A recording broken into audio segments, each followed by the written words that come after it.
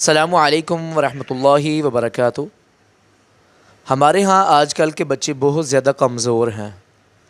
इसके पीछे 99% जो वालिदैन का कसूर है। सबसे पहले बाज़ारी जूस है, कोल्ड ड्रिंक है, ये सारी चीज़ें उन्हें इस्तेमाल करवाई जाती हैं। इसकी वजह से बच्चों की ग्रोथ नहीं बनती और कहीं भी गिर जाएँ तो चोट बड़ी जल्दी लगती है, यहाँ तक कि हड्डी टूट जाती है। क्यों?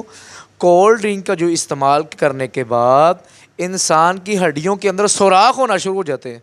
जब कमज़ोर होती है, बच्चा गिरता है तो हड्डी टूट जाती है। हमारे दौर में चले जाएं 20 साल 25 साल पीछे, तो सारा दिन खेल कूद में गुजारा करते थे और छोटे छोटे बच्चे जो छलांगे लगाया करते थे तो कभी भी उन्हें चोटें नहीं लगा करती थी। तो सबसे पहले तो हम कोई फ़ास्ट फूड का इस्तेमाल नहीं किया करते थे, कोल्ड ड्रिंक का इस्तेमाल नहीं किया करते थे। लेकिन अब इसका इलाज कैसे है? चाहे वो 5 साल का बच्चा हो, चाहे वो